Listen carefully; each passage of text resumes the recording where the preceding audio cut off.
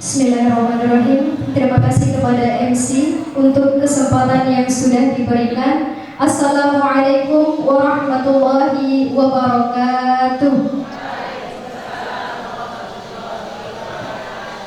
Selamat pagi Bapak Ibu, orang tua hebat, santri-santri Pondok Pesantren Al-Khair. Semoga kita selalu dilimpahkan kesehatan oleh Allah Subhanahu wa taala. Amin amin ya rabbal alamin. Saya ucapkan selamat datang dalam kajian parenting di Pondok Pesantren Al-Khair dengan tema cara mendidik remaja zaman now agar menjadi pribadi yang beradab dan berprestasi. Bapak Ibu, berbicara tentang cara mendidik remaja zaman sekarang agar menjadi pribadi yang beradab dan berprestasi tentu membutuhkan waktu yang tidak singkat. Hal itu karena memang harus dimulai dengan memberikan pembiasaan-pembiasaan yang akan kita berikan kepada mereka, sehingga akan menjadi sebuah perilaku yang menjadi sebuah keterbiasaan bagi mereka. Diajarkan, diajak, dan diberikan tauladan adalah kunci sukses dalam pembentukan akhlak untuk anak-anak. Prestasi yes, akhlak lebih utama. Jadi memiliki siswa ataupun anak yang memiliki banyak prestasi itu adalah sebuah kebanggaan bagi kita semua, baik kepada ibu maupun kami selaku guru-guru. Akan tetapi memiliki siswa yang memiliki akhlak yang mulia itu jauh lebih membanggakan, karena memang akhlak itu akan tetap melekat sampai kapanpun, sedangkan ilmu pengetahuan itu akan terus berkembang seiring masanya. Pertanyaannya, bagaimanakah cara kita mendidik anak zaman sekarang agar menjadi pribadi yang beradab dan berprestasi? Ini semua akan dibahas oleh narasumber kita yang sudah berhadir. Untuk itu, izinkan saya membacakan kurikulum vitae narasumber kita.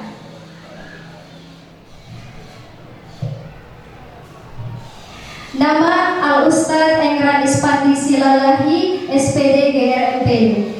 Beliau bertempat tinggal di Mandailing Natal, Sumatera Utara, Indonesia. Kemudian beliau juga dilahirkan di Pidoli Dolok Panyabungan, Mandailing Natal pada tanggal 6 Januari 1977. Alamat di Jalan William Iskandar, Asrama Sekolah Islam Terpadu Al-Husnayain Pidoli Dolok Panyabungan, Mandailing Natal, Sumatera Utara. Pekerjaan saat ini, beliau ahli dalam mengajarkan bidang studi biologi kapan saja, di mana saja, dan kepada siapa saja, termasuk kepada jin dan malaikat. Juga memiliki keterampilan tibbun nabawi ataupun kedokteran Islami. Telah menikah dengan 1 istri dan 3 orang anak. Yang pertama bernama Aufi Abdillah Silalahi, yang kedua adalah Azka Ihya Marhamah Silalahi, dan yang ketiga adalah almarhumah Azkia Sobrina Silalahi. Berikutnya adalah film favorit beliau adalah dokumenter, sedangkan musik favoritnya adalah orkestra. Buku favoritnya adalah filsafat. Untuk mempersingkat, kemudian kita masuk ke dalam kajian. Saya persilakan kepada Al-Ustadz agar memberikan beberapa kajian tentang parenting. Bismillahirrahmanirrahim. Assalamualaikum warahmatullahi wabarakatuh.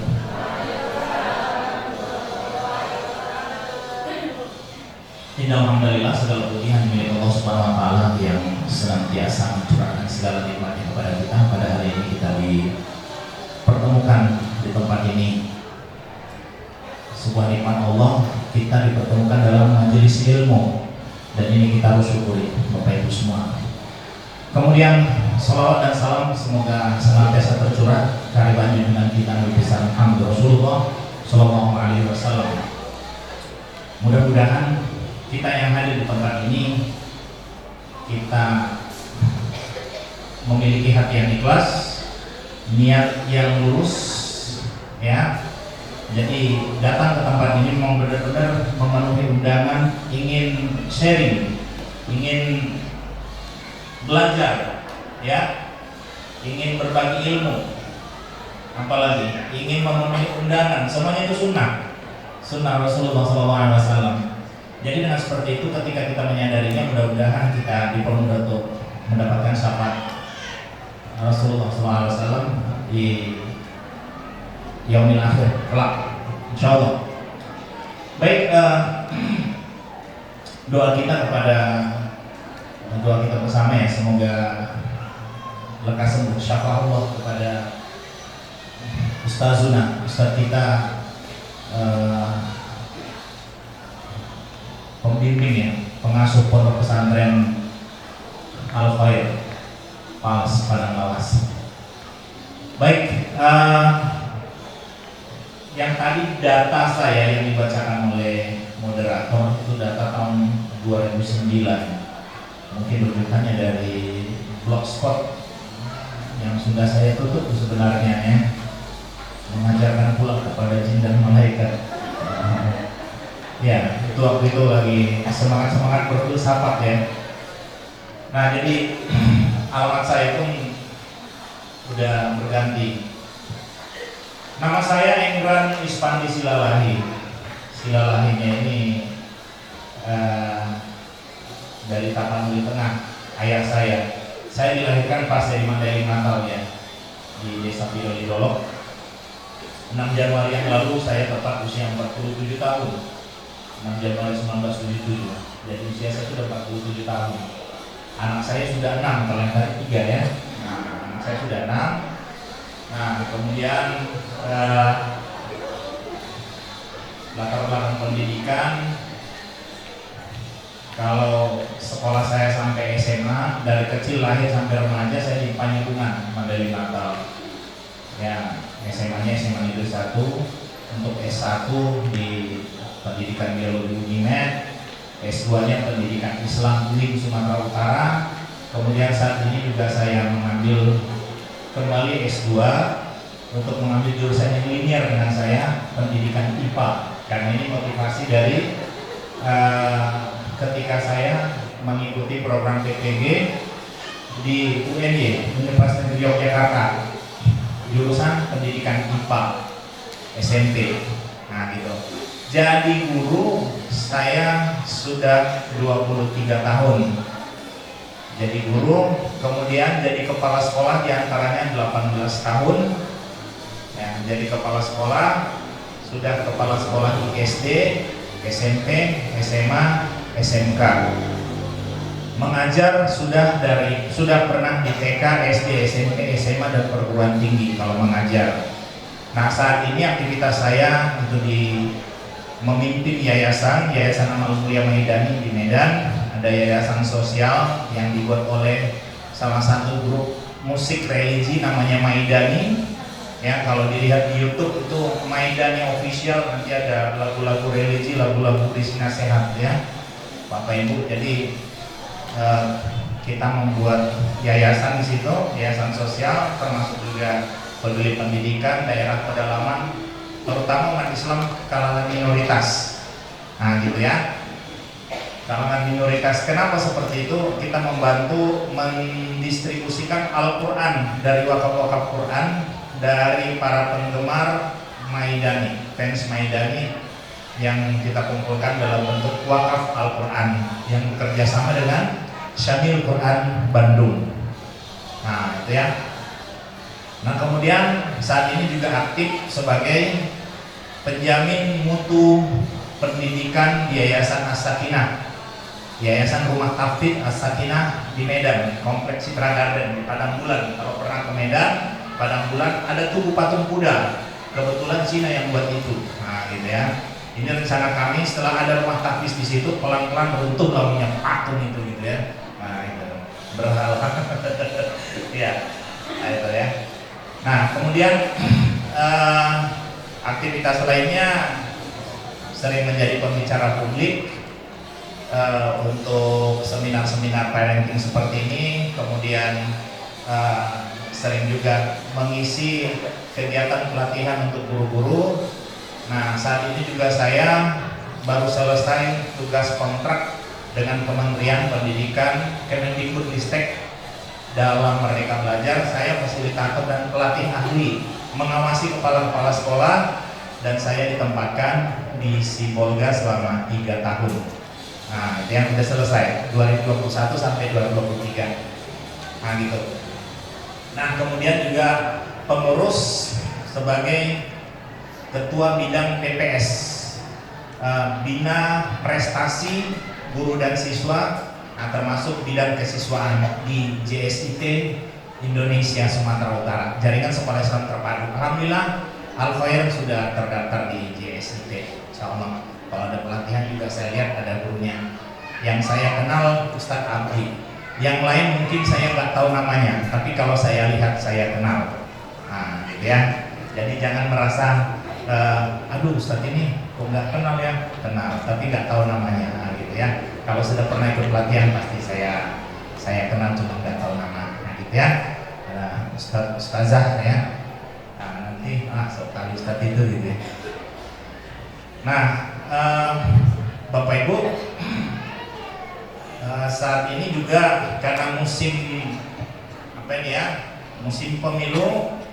Nah, saya juga dicalekkan dari salah satu partai Keadilan Sejahtera untuk caleg DPRD Provinsi Sumatera Utara, Dapil Sumut 9. Sumut 9 itu meliputi Tapanuli Utara, Tapanuli Tengah, Sibolga, Kumbahas, Toba, dan Samosir. Karena ayah saya dari Tapanuli Tengah. Nah, di sosial media saya banyak melakukan protes-protes kepada kebijakan-kebijakan yang kurang tepat. Dan mungkin sekitar 2 bulan lalu yang viral mengkritisi tentang salah satu simpang Sudirman, Jalan-Jalan Sudirman di Medan, yang memprotes bahwa jalan itu jangan dibuat dari keramik. Sebenarnya bukan dari keramik memang, cuman saya bilang dari keramik, dan videonya viral sampai 350.000 viewer dan banyak yang menghubungi. Nah, gitu ya. Nah, tujuannya apa? Tujuannya sederhana, seperti dalam hadis ya. Kita ingin bersedekah, menyingkirkan duri di jalan pun itu termasuk sedekah ya, untuk berbuat kebaikan. Nah, kemudian sosial media saya semuanya sesuai dengan nama saya, Enggrand Ismadi Silala. Nah, itu Bapak Ibu semua. Nah, kita masuk ke kajian kita. Tapi sebelum itu saya ingin mendudukkan mindset kita dulu tentang parenting. Apa itu parenting? Mengapa harus ada parenting? Parenting ini harus kita samakan persepsinya dulu. Kita samakan pahamnya dulu. Ya, parenting ini penting karena tanggung jawab kita besar terhadap anak kita. Betul? Nah, kalau saya bertanya, adakah orang tua profesional?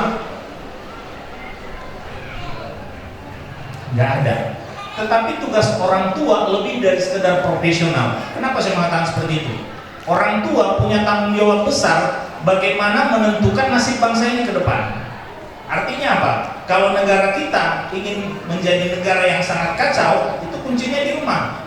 Abaikan saja anaknya, akan kacau negara ini masa depannya. Nah, gitu ya. Kemudian kalau kita ingin negara kita ini berperadaban di masa depan, maka sederhana aja, perhatikan anaknya, didik anaknya. Sederhana kalimatnya ya. Nah, itu, didik anaknya. Nah, gitu. Untuk menjadi seorang dokter, ada nggak sekolahnya? Ada. Sehingga dia mendapat sertifikat dokter profesional, profesi dokter. Untuk menjadi seorang guru, ada sekolahnya? Ada. Untuk menjadi apa lagi? Ya, untuk menjadi polisi, ada sekolahnya? Ada. Untuk menjadi hakim, ada sekolahnya? Untuk menjadi orang tua, ada nggak sekolahnya? Untuk menjadi orang tua ada sekolahnya? Nggak ada. Tapi tanggung jawab orang tua besar, lebih besar daripada seorang dokter, lebih besar daripada seorang guru, lebih besar daripada seorang polisi. Tapi nggak ada sekolahnya. ini yang perlu kita samakan konsepnya Bapak Ibu ya. Jadi parenting ini dari kata dasar parent itu artinya orang tua. Parenting ilmu, ada belajar tentang ilmu menjadi orang tua ya. Nah, ilmu orang tua. Nah gitu. Adakah ilmunya jadi orang tua? Nah hari ini kita ada nggak yang di sini tiba-tiba udah punya anak aja? Nah, nikah tiba-tiba udah punya anak aja nih ya. Ada? Adakah kira-kira yang anaknya itu direncanakan? Maksudnya ketika awal menikah, ya si ibu bilang sama bapak, ya kita nanti punya anak 2 aja ya. Nah, bapak bilang enggak, 3 lah, 2 lah, 3. Nah udahlah ribut kali pun, berapa dikasih sama Allah aja. Nah gitu ya, berapa dikasih sama Allah aja. Ada nggak yang seperti itu? Ada, ya kan? Artinya apa? Nggak ada rencananya. Menurut jadi mah. Nah, kalau lahir main mangan. Ini persoalan kita. Bukan persoalan masalah jadi nggak jadi kalau sudah kawin. Persoalan kita bisa melihat apa nanti kontribusi keluarga kita untuk peradaban bangsa ini ke depan. Itu salah satunya. Nah gitu. Makanya setiap keluarga itu memang harus punya rencana. Syekh Abdullah Nasibulwan dalam kitab Tarbiyatul Aulad fil Islam, ya ada kitabnya. Apa ya ada di perpustakaan itu? Nggak tahu. Ada masih nanya, ada perpustakaannya ya? Ada ya. Nah, kitabnya ada di perpustakaan saja. Ada, belum tahu ya. Tarbiyatul Aulad fil Islam yang ditulis oleh Syekh Abdullah Nasibulwan, kelahiran Aleppo, di mana Aleppo, Syria, yang dihantam oleh Syiah ya. Kota Aleppo udah hancur sekarang, tapi itu kota para ulama. Apa yang dikatakan oleh Syekh Abdullah Nasibulwan? Kalau ingin punya anak, seorang laki-laki, dia harus punya rencana dulu. Dia rencanakan calon ibunya, Pak. Direncanakan calon ibunya. Kalau di dalam Al-Quran, istri ini kan seperti sawah ladang, betul? Ya. Dia dupilian muyu, tano, pulang mana nomah istilahnya, menanam sawit mati. Tanaman di gunung-gunung udah cocokan sama tanaman rawa-rawa. Nah, memang bukan di gunung atau bukan di rawa. Dia udah cocokan. Tanaman bahan untuk naik nanti. Nah, bahan yang anak-anak nabuan minum nabu sawiton. Biasanya kabar. Nah itu. Artinya apa? Disesuaikan. Nah gitu ya. Disesuaikan dengan kebutuhan sawit. Ada nggak di pikiran kita bapak-bapak? Ketika dulu ingin menikah gitu ya, melihat wanita itu menyeleksinya berdasarkan konsep yang disebutkan oleh Al-Quran, sawah ladang yang baik itu gitu. Nah, gitu. Kayaknya nggak ada ya. Nah, kalau nggak ada kayaknya boleh diulangi lagi nih Pak.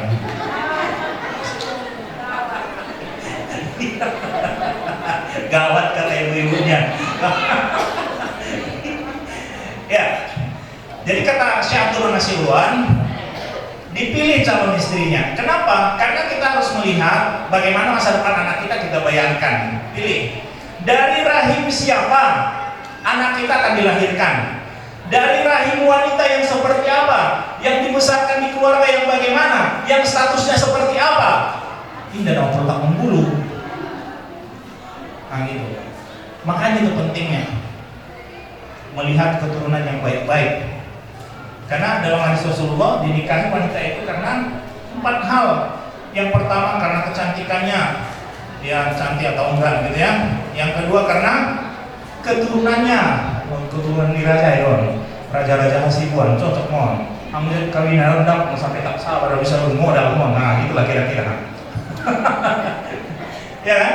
Karena keturunannya, keturunan raja. Kenapa penting melihat keturunannya?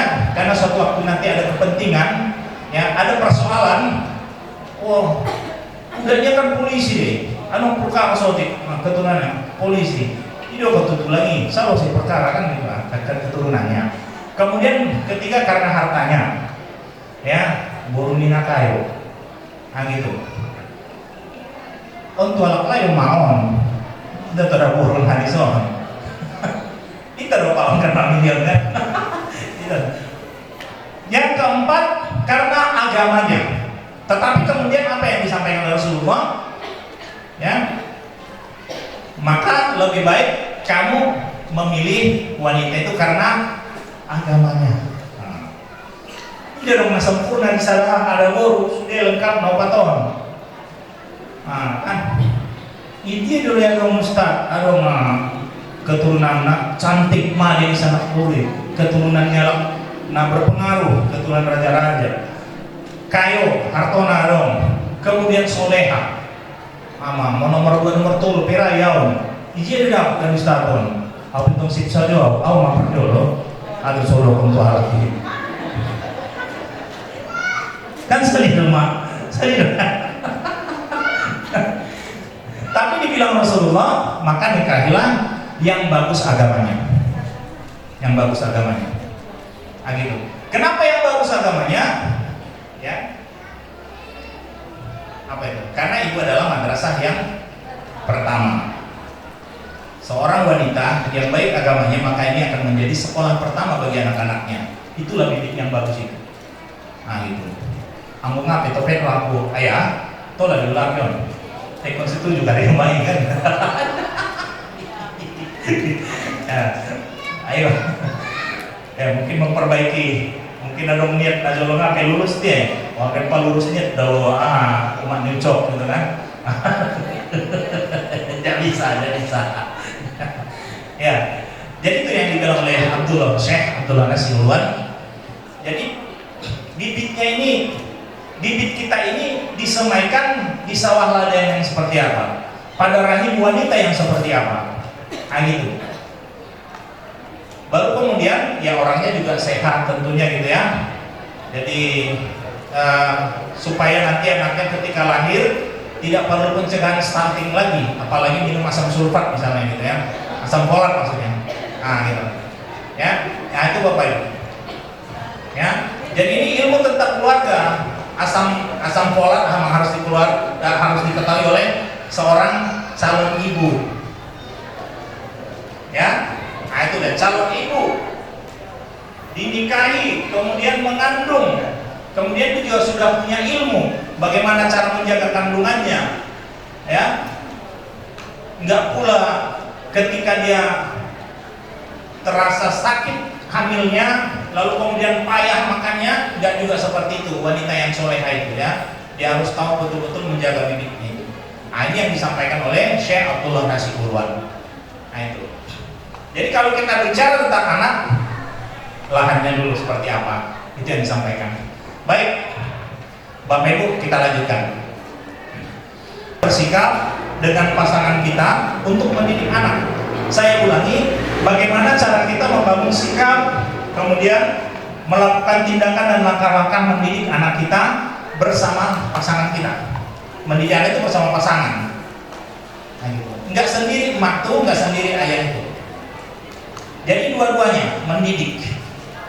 Mendidik anak tanggung jawab orang tua, bukan tanggung jawab guru. Mentang-mentang sudah disekolahkan di Al-Khair, Al-Insan, Al-Amanah, sekolah al yang lain. Ada masih sekolah anak di Al-Khair. Sepuluh nilai untuk guru naik.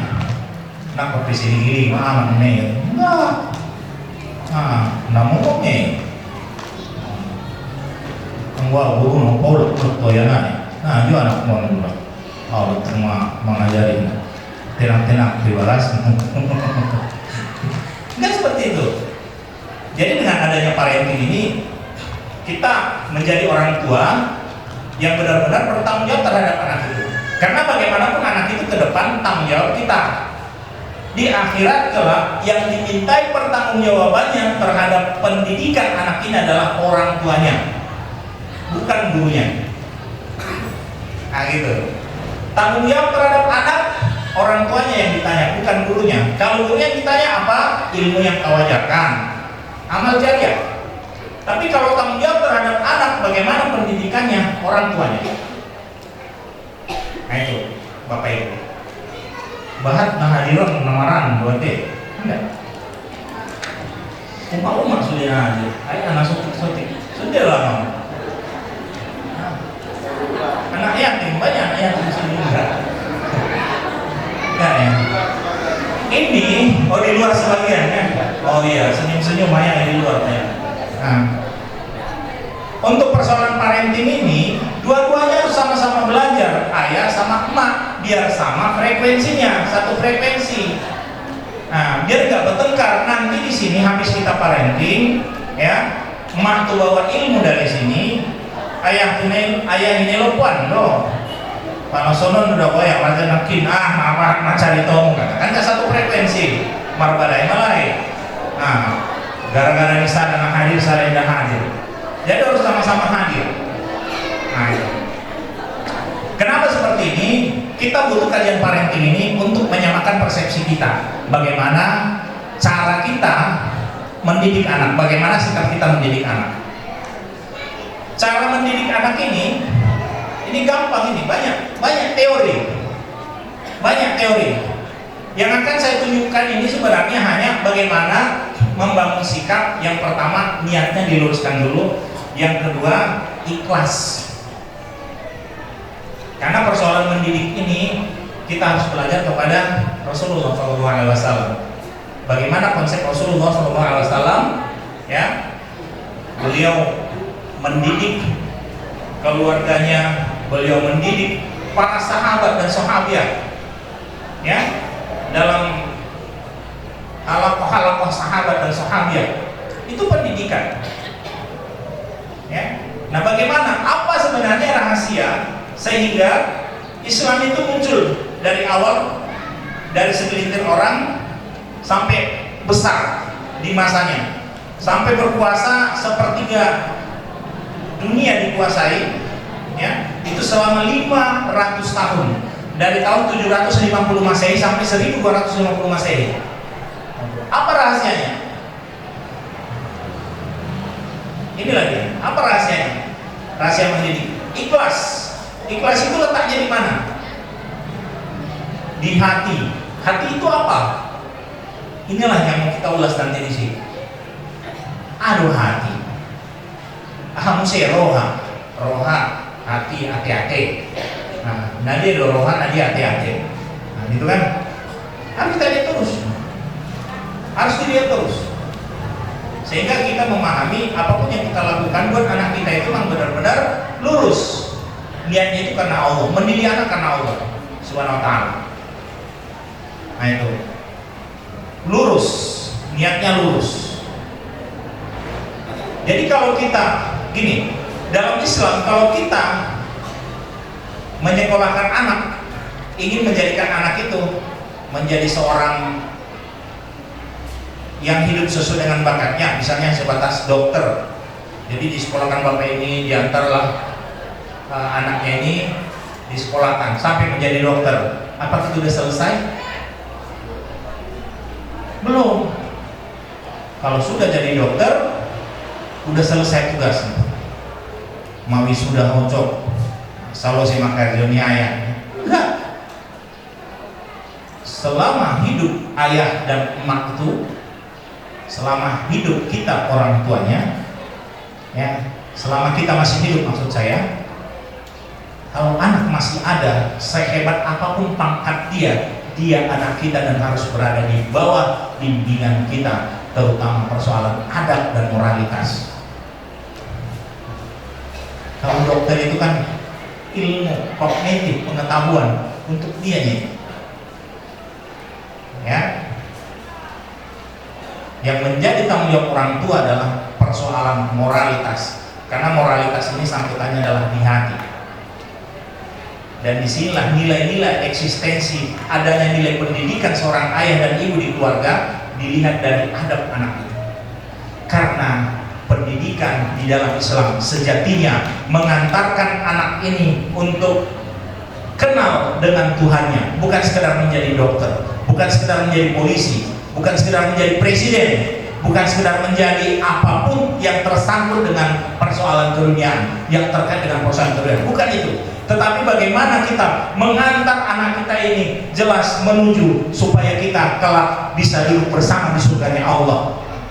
Kalau dia dokter ini menjadi sebab untuk dia nanti bisa ke surganya Allah. Itulah bimbingan orang tua yang sejatinya. Itu dia. Jadi Bapak Ibu sekalian, inilah yang dilakukan oleh para ulama-ulama besar di masanya, ulama Islam yang sudah banyak menginspirasi kita. Dan beberapa catatan sejarah, benar nggak ada ulama-ulama hebat di masa kejayaan Islam itu? Nah, berikut ada beberapa tayangannya. Ya, nah ini kita lihat. Ini bukti-bukti bahwa banyak ulama-ulama besar hasil didikan orang tua yang menjaga adab, sehingga anak-anak menjadi ulama dan ulama-ulama ini membangun peradaban. Ini bukti-bukti peradaban. Bukti peradaban Islam yang telah berkuasa selama 500 tahun. Dari tahun 750 Masehi sampai 1250 Masehi.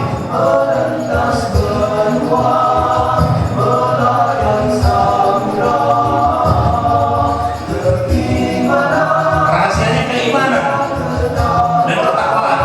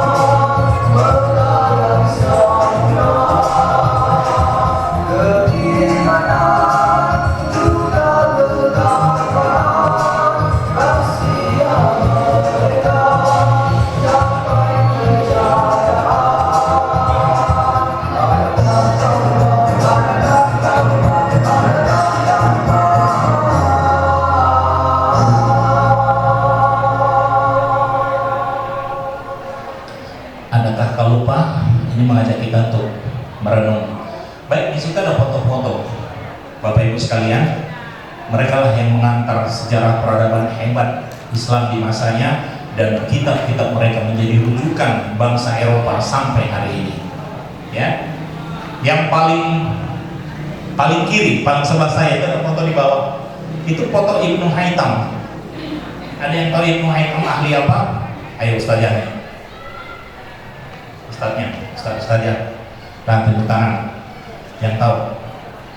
Ibnu Haytham tahu? Ya. Jadi terhipnotis ya dengan saya angkat tangan. Bagus. Ibnu Haytham itu ahli optik. Apa optik? Optik berhubungan dengan penglihatan. Berarti lensa. Kalau dalam ilmu fisika optik namanya lensa. Nah, lensa yang ditemukan oleh Ibnu Haytham inilah cikal bakal sehingga ilmu astronomi untuk melihat bintang-bintang di luar angkasa itu dimulai pada tahun 800-an Masehi oleh Ibnu Haytham pada masa Bani Abbasiyah. Nah, gitu ya. Jadi lensa inilah yang dijadikan sebagai dasar kacamata, dasar teleskop, dasar untuk apa tuh? Teropong. Nah, lensa ya. Dan sekarang teknologi lensa teleskop paling besar saat ini dimiliki oleh siapa? NASA, Amerika. Gitu ya. Kita langsung melihat seperti itu. Apa nama teleskopnya? Teleskop Hubble. Hubble penulisannya. Ya, teleskop Hubble. Ada berapa panjang teleskop Hubble? Di mana letaknya? Teleskop Hubble terletak di lapisan mesosfer. Ada sekitar belum sampai ke bulan dia, tapi sudah lapisan luar bumi, udah di luar atmosfer bumi. Dia tidak lagi ditarik oleh gravitasi, makanya dia menggantung di sana. Ya, menggantung sekitar di atas Amerika Serikat ya. Teleskop Hubble milik NASA menyusunnya di situ. Ya. Itu ilang anong satelit-satelit itu Pito. Terus masih ada kita. Tidak tahu sih. Itu jadi teleskop Hubble. Jadi teleskop Hubble lah kemudian data yang menunjukkan bagaimana kita melihat bentuk matahari, bagaimana kemudian melihat bintang-bintang, bagaimana kemudian melihat galaksi. Ya, teleskop Hubble. Bagi yang punya Google, silakan boleh diketik teleskop Hubble. Panjang teleskopnya sekitar 11 meter. Tebal lensanya itu sekitar sepertiga dari panjang teleskop itu. Segitulah tebal lensanya. Nah, kemudian sekarang hasil pencatatan Hubble bisa dikirim secara digital ke pangkalan data NASA. Ya, sistem pengaturan luar angkasa di Amerika. Nah, gitu. Ya, teleskop Hubble. Bisakah teleskop Hubble hari ini kita ketahui bisa bekerja dengan baik tanpa ada penemuan optik yang dibuat oleh Ibnu Haytham? Bisa. Nah, itulah Ibnu Haytham. Ya. Kenapa kemudian itu dilakukan? Karena ingin melihat dan membuktikan kebesaran Allah Subhanahu wa taala tentang satuan waktu, ingin melihat bulan, kapan terbit bulan, untuk menentukan tanggal-tanggal hijriah. Nah, gitu. Ya, dari teleskop Hubble, sehingga hari ini bukan dari lensa optik. Nah, sehingga hari ini semua yang dikerjakan oleh Ibnu Haytham itu dikerjakan oleh NASA. Nah, gitu. Kenapa umat Islam tidak mengerjakan hari ini? Serius semuanya. Nah, gitu ya. Ini persoalan teknologi. Itu orang yang kedua. Orang yang kedua itu Ibnu Sina. Kita kenal Ibnu Sina sebagai ahli kedokteran. Ibnu Sina juga ahli ekonomi. Nah, gitu ya. Ibnu Sina juga ahli apa? Ahli astronomi juga. Tapi lebih dominan dia masuk ke ahli kedokteran. Nah gitu. Kitab Ibnu Sina itu rujukannya ada kitab Avicenna namanya ya. Nah, julukannya di Eropa seperti itu, dipakai di Eropa. Kemudian siapa lagi itu? Ada Jabir Ibnu Hayyan, ya, orang yang membuat pertama asam asetat. Asam asetat ini sebuah senyawa kimia yang diatur sedemikian rupa, ya, yang dibentuk dengan enzim tertentu. Sudah bicara enzim waktu itu. Jabir Ibnu Hayyan, ahli kimia, ya, Lavoisier, Avogadro, siapa lagi orang-orang kimia? Lagi ada. Terus siapa lagi? Ya, Ibnu Rushd. Nah, siapa Ibnu Rushd? Ya, ahli filsafat. Ibnu Rushd, muridnya Al-Kindi, muridnya Ibnu Sina, ya. Nah, gitu, karena buku-buku yang dibaca Ibnu Rushd itu, ya, bukunya Ibnu Sina, bukunya Al-Kindi. Al-Kindi muridnya siapa? Muridnya Al-Farabi. Al-Farabi guru pertama di dalam Islam, di dalam peradaban Islam yang mengkaji tentang filsafat, yang diuraikan dari filsafat Aristoteles. Nah, gitu. Kemudian siapa lagi? Ar-Razi. Ar-Razi itu penemu arloji. Ar-Razi lah yang mengubah jam matahari yang biasa dibuat oleh bangsa Arab untuk melihat sholat dengan sistem matahari letaknya di mana gitu ya. Nah, jam matahari itu warisan dari peradaban Yunani. Ya, bukan Romawi ya, Yunani. Nah, di masa siapa? Di masa Plato. Di masa Plato ada jam matahari Yunani. Nah, gitu. Diubah oleh Ar-Razi, ya, jam matahari ini menjadi arloji dengan instrumentasi air yang dimasukkan ke dalam botol, ditiriskan buat detik-detik, ada semacam roda-roda pemutar skala sehingga muncullah detik. 1 menit itu 60 detik. Nah, gitu ya. Nah, itu dari penemuan Ar-Razi. Nah, sehingga terbentuklah arloji. Inilah modifikasi sehingga tidak lagi menggunakan jam matahari. Inilah transisinya, instrumentasi air dan skala yang terkait dengan pencatatan skala detik-detik tetesan air yang menjadi detik yang dibuat oleh Ar-Razi. Maka terbentuklah arloji. Ada yang pakai arloji? Siapa inspiratornya? Ar-Razi, ya, Ar-Razi. Nah, itu. Adakah kita mengetahui sehingga kita punya arloji? Ah, nggak dong, Mbak, pakai semua ini. Ada dong sejarahnya, ya. Orang kita itu nggak boleh. Doakan ulama ya. Nah, kemudian siapa lagi? Al-Khawarizmi. Ini penemu rumus aljabar. Dengan ditemukannya rumus aljabar, maka hukum faraid, ya, firaid itu semakin mudah. 1/4 tambah 1/3, gitu ya, berapa? Nah, gitu. Sampai nanti ke skala-skala algoritma rumus 010101 dengan pecahan desimal, yang itulah dasar untuk menjadi operasional coding pada teknologi informatika. Coding, membuat robot bisa bergerak sendiri, coding. Membuat HP bisa bergerak menjadi mesin cerdas, itu coding. Membuat aplikasi bisa terbuka, coding. Dan coding yang dibuat oleh Al-Khawarizmi dengan rumus aljabar itulah yang dibuat oleh Mark Zuckerberg. Siapa Mark Zuckerberg? Pembuat Facebook. Nah, pembuat Facebook, sehingga Facebook itu ada, ya. Mark Zuckerberg. Ada udah Facebook Newmark. Ada dong main Facebook gila. Nah, butuh. Kita harus tahu. Umat Islam jangan jadi pengekor, karena umat Islam itu, ya, trendsetter yang menciptakan, ya, Al-Khawarizmi yang menciptakan coding. Nah, gitu. Tetapi aplikasi dari coding itu sendiri sehingga menjadi benda-benda teknologi digital itu orang Yahudi. Nah, itu.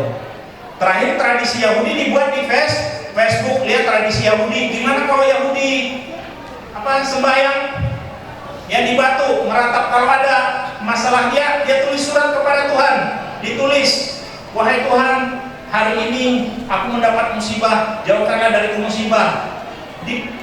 Diputar-putar kertasnya, selipkan di dinding. Dinding itu namanya wall, ya kan? Selipkan di dinding, tulis.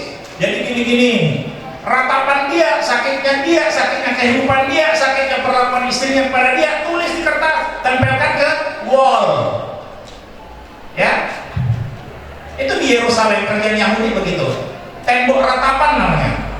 Jadi dibuatlah Facebook itu wall.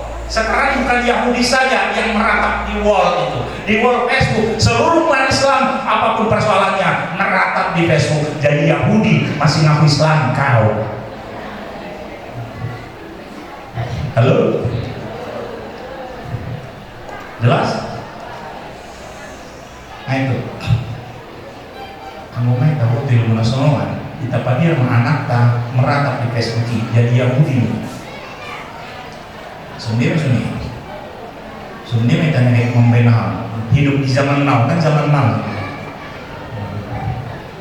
Ayah naik sudah, mak naik sudah memindahkan lagi semaro menghadapi zaman now. Ulang lihat dulu, mentang-mentang sekolah al khoir, al amanah, al kabal. Mentenang nilai cuma naik sekolah al. Hati-hati. Hanya Bapak Ibu ya, yang menguasai ilmu pengetahuan dasar semua Islam. Dari mana yang didapat semua informasinya? Ada bukunya. Terus, ini bukunya, The Making of Humanity. Orang Eropa punya bukunya, kita nggak ada bukunya. Diceritakan dalam The Making of Humanity yang ditulis oleh Robert Bradford. Tidak satupun kemajuan peradaban Eropa kecuali secara pasti dan meyakinkan telah mengambil kemajuan peradaban Islam. Mereka mengakui dalam buku itu. Nah, setiap sekolah di Indonesia ada gerakan literasi sekolah. Ada bapak guru di sini, ada bapak guru, ibu guru. Jalan literasi di sekolah. Ya, apa itu literasi? Membaca 15 menit, Ustaz, salah. Literasi itu apa? Literasi itu adalah cara mengumpulkan informasi secara akurat lalu kemudian menggunakan informasi itu untuk kehidupannya secara cerdas. Itulah literasi, bukan membaca. Gitu ya. Makanya ada beberapa cara literasi, ada beberapa contoh literasi. Literasi apa? Literasi biasa. Literasi biasa seperti apa? Membaca. Ada literasi digital, ada literasi budaya. Literasi budaya, budaya suku Mandailing. Ya, bagaimana suku adat Mandailing dalam kehidupan sehari-hari? Harus tahu, berliterasi lah supaya tahu bagaimana melakoni adat budaya Mandailing dalam kehidupan sehari-hari. Marbaso baso, ya, hormati tulangmu. Nah, gitu kan? Apalagi? Ada macam nilai-nilai yang ada di dalam adat Mandailing itu harus diamalkan. Itu namanya berliterasi, literasi budaya. Nah, gitu. Ini sekarang nggak jelas. Ada gerakan literasi sekolah. Sekolahnya di mana? Literasi yang dibuat apa? Nggak jelas. Hasilnya gimana? Nggak tahu. Ini persoalan. Ya, di sana teman-teman sesama trainer saya sampaikan itu. Kan nggak jelas literasi kita ini apa. Kita Sumatera Utara, literasi kita kan literasi apa? Kalau literasi budaya misalnya gitu ya, nah, budaya kita budaya yang mana ini? Nggak jelas. Itu persoalan kita ya, nggak berliterasi. Oke, literasi dasarnya memang membaca, tetapi literasi itu bukan membaca, baca bukunya. Oke, next, ini lagi buku ini History of Arab. Ya. Bapak Ibu sekalian, ada banyak kitab di Eropa. Ini mungkin yang dua ini yang dapat kita lihat rujukannya, dan kita dapat melihat ini masuk ke Indonesia. Ada banyak rujukan yang memang belum bisa kita saksikan di Eropa, di Indonesia. Ada banyak di Eropa. Nah, di dalam buku History of Arab, di situ diceritakan kisah Ibnu Al-Firnas. Tahu siapakah Ibnu Al-Firnas?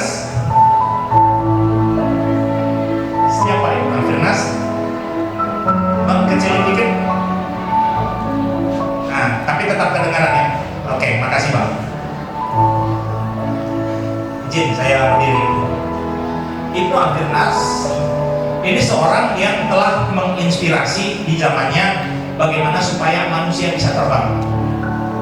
Ya, dia hanya melihat burung itu kok bisa terbang, manusia kalau terbang gimana? Jadi berupaya di Cordova waktu itu ada salah satu gedung tertinggi sekitar 4 tingkat, ya.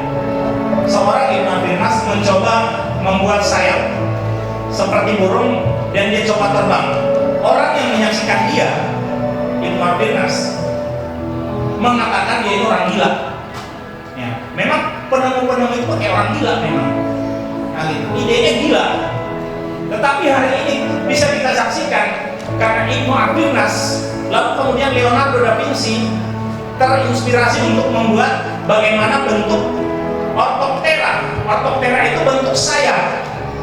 Ya, kalau diptera 2 sayap serangga, kalau ortoptera bentuknya itu ya seperti sayap modifikasi kalau dikepakkan, ya dia tenaganya ke bawah seperti baling-baling helikopter menekan ke bawah sehingga benda yang ada sayapnya ini terangkat ke atas. Itu ortoptera namanya. Ya. Jadi sayap itu didesain oleh Leonardo da Vinci 100 tahun kemudian.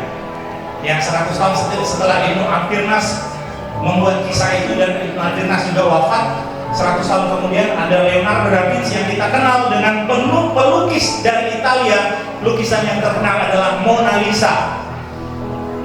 Ya, lukisan Mona Lisa yang dibuat oleh Leonardo da Vinci. Ternyata jauh Leonardo da Vinci juga membuat rancangan bagaimana bentuk sayap supaya manusia terbang yang dibuat oleh Ibnu Akhirnas.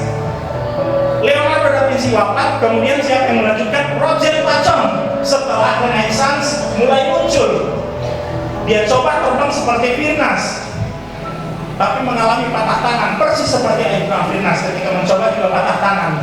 Bayangkan kok untung melantai opat dia, ibanya saya cuma amporik nih, Bu. Ya kan? Ilupat itu toru maksudnya soal ditahan saya pun masih buknya. Oh, lek nentong yang tahun itu hantu mana bisa ditahan kan? Tapi itulah inspirasinya. Iba ini yang mata tahan 5 sampai 10 menit ini jam. Ini pendaratannya dorong. Ditondong pondongan tua pohon. Ada pohon tertinggi sih. Mati Rusuki. Dalam catatan buku itu seperti itu, rusuknya patah. Nah gitu. Roger Bacon juga mengalami hal yang sama 300 tahun kemudian. Baru kemudian siapa lagi ada banyak? Ada 300 tahun kemudian ada yang bereksperimen yang sama sampai pada tahun 1901 Twin Brother membuat instrumentasi ketika mereka mencoba bisa buat instrumen seperti terbang layang hari ini, yang benda terbang layang apa namanya? Paralayang. Sayap bertulang lalu kemudian manusia orangnya bisa terjun dari gunung, terjun dari ketinggian baru terbang, paralayang. Itu yang dibuat oleh Twin Brother. Tetapi tahun 1897 mesin Mercedes yang dibuat oleh Karl Benz dari Jerman itu ditemukan, maka benda terbang layang ini ya digabungkan dengan mesin Mercedes-Benz itu, ya inilah sejarah pertama ada benda yang bisa terbang oleh Twin Brothers. Itulah pesawat pertama yang muncul. Inspirasinya bersambung dari Ibnu Akhirnas, ya tahun 1200-an, 1210-an terbentuk menjadi pesawat tahun 1901. Ya ini periodenya yang punya nama adalah Twin Brother. Itulah orang yang pertama menemukan pesawat terbang. Nah gitu, ya sungguh luar biasa Bapak Ibu, inspiratornya umat Islam. Sejarah itu berurut, nggak langsung jadi pesawat terbang. Nah gitu. Lalu kemudian hari ini putra Indonesia yang luar biasa bagaimana mendesain sebuah kerapatan ketiak sayap pesawat yang selama ini sebelum dia temukan rumus itu selalu patah sayapnya. Pesawat tempur Belanda ketika menyerang Indonesia mengalami patah sayap. Ya, pesawat tempur Inggris juga seperti itu. Tapi kemudian putra Indonesia terbaik, presiden ketiga Republik ini menemukan rumus, ya, Habibie formula, rumus Habibie, bagaimana kemudian menentukan lekukan dan kerapatan sayap pesawat, ya, sehingga dengan berat beban pesawat hingga 70 ton, tapi pesawat itu tetap bisa terbang dan sayapnya kuat menahan beban hingga bahkan 100 ton, sehingga pesawat itu ada yang menjadi pesawat kargo, pesawat barang. Ya, sayangnya Indonesia tidak mempelajari rumus Habibie. Yang kita pelajari malah rumus teori relativitas, Einstein, energi, MC pangkat 2. Tapi gunanya pun ke anak-anak kita sampai sekarang, gunanya pun ke saya pelajari tidak ada. Gimana sih kurikulum kita? Ya, asal cuma baik-baik saja sila lahir. Enggak, semua sudah utuh kan? Dikonsumsi lidahnya. Itu, ya, Bapak Ibu. Kita generasi hebat Islam ini. Dari segi teknologi, semua apapun teknologinya, sejarah mencatat seperti itu. Jangan merasa underestimate. Underestimate merasa di bawah. Wah, urusan teknologi Eropa, enggak. Eropa bisa hidup. Orang Eropa mengakui semuanya teknologinya dari Islam. Woi, umat Islam hari ini, Indonesia terbanyak umat Islamnya. Ya. Jadi di mana kalian hari ini? Ketika 1400 tahun yang lalu Islam menguasai sepertiga dunia. Lu sekarang jadi pengekor sih. Nah, gitu. Ini yang kita lihat. Apa persoalannya? Pendidikan di rumah tangga tidak jelas orientasinya. Di pasikolonaya ayah ima dan anaki kami nonton hantu tu alkohol anaknya psikolog yang bisa tu alkohol boten jalan dulu nah. Itu gimana itu? Kalau nggak penting sekolah anakku, alkohol itu alkohol. Dan kalau itu satu itu satu. Ini orang tua macam apa yang seperti ini? Jadi kita harus tahu Bapak Ibu sekalian, kemana arah pendidikan anak kita ini? Nah, gitu ya. Apa kemudian rahasia di balik orang-orang hebat ini sehingga mampu mewariskan peradaban dunia loh. Eropa hari ini memimpin dunia. Negara apa saja? Amerika, teknologinya luar biasa. Israel, teknologinya hebat. Katakanlah begitu. Kata mereka, iya orang aja loh. Israel. Apalagi Jerman, Jepang, ya, Jepang juga berkiblat ke Eropa. Eropa berkiblat kepada siapa? Islam. Terus Islam hari ini kemana? Menurut itu Bapak Ibu. Yang kita lihat. Apa rahasianya? Sehingga umat Islam terdahulu bisa menginspirasi dunia. Ya, oke, next. Oke, terus ini gambar apa tadi? Ya, saya pesawat tadi. Terus, ini jadinya. Ini terus, ya, ini Twin Brother nih. Jadi pesawat, terbang. Ya, terus, oke. Nah, ternyata ini pada surah Al-Mulk ayat 19 ya. Dan apakah mereka tidak memperhatikan burung-burung yang mengembangkan dan mengatupkan sayapnya di atas mereka? Tidak ada yang menahannya di udara selain Yang Maha Pemurah. Apakah burung itu terbang sendiri karena sayapnya dia bertahan di udara? Tidak. Allah yang menahan itu sehingga dia ada di udara. Itu dalam perspektif Al-Quran. Apakah kemudian ketika tadi saya bercerita tentang teknologi karena hebatnya Habibie membuat kerapatan sayap pesawat baru pesawat itu kemudian tahan di udara? Tidak, karena Allah dengan sikap maha rahmannya Allah yang menahan itu di udara. Hebatnya saya di awal cerita teknologi, tapi ternyata Allah yang menahan itu, Allah semua yang berkehendak. Inilah rahasianya. ternyata para ulama kita ingin membuktikan ayat-ayat Al-Quran kemahabesaran Allah dengan sifat maha rahman Allah. Ya, pernah mendengar pada ayat Al-Quran Ar-Rahman yang berbunyi bahwa bintang-bintang seperti bunga ros, bunga mawar, dan bintang-bintang berkilauan seperti bunga mawar? Lihat di Google, bintang-bintang seperti bunga mawar. Ar-Rahman ayat 37, ingat saya. Ar-Rahman 37 ya, 37 47 ya, yang ujungnya wardatan kadbiha ya. Apa yang melihat itu? Teleskop Hubble. Ingat, kalau bukan karena Ibnu Haytham maka teleskop Hubble nggak pernah ada. Jadi setelah teleskop Hubble ada, baru kita yakin ayat itu. Ternyata ada gugusan bintang yang mirip seperti bunga mawar. Ya, itu Bapak Ibu sekalian. Oke, next.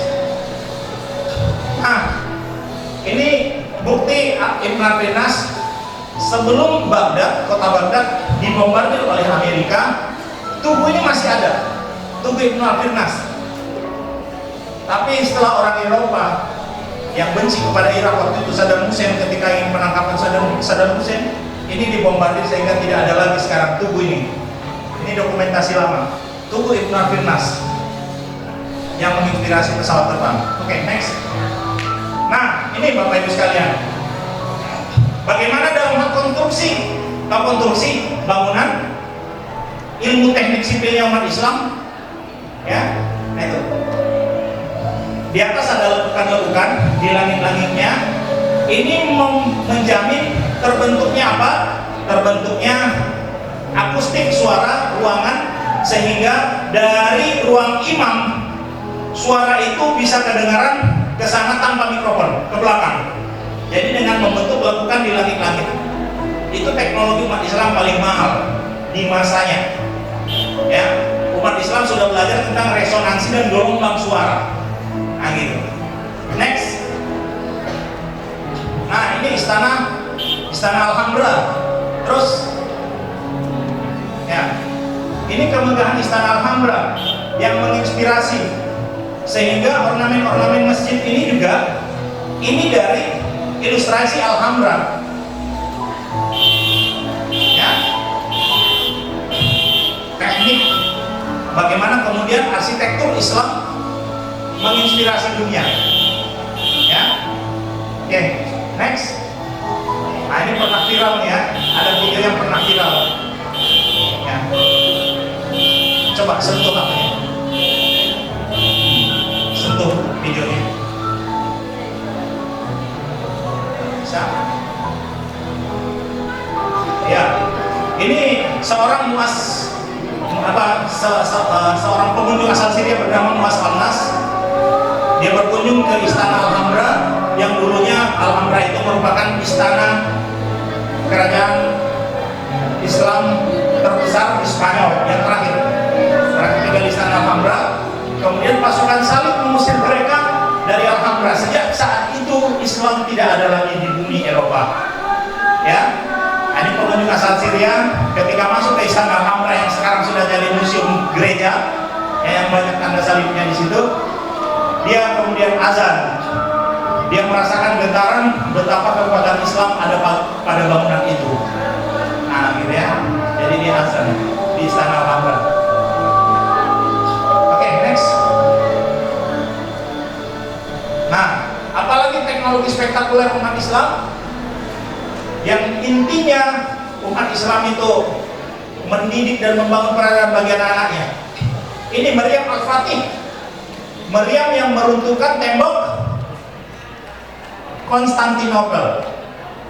Nah, ini semua istilah saya kan yang masih baru ya semuanya.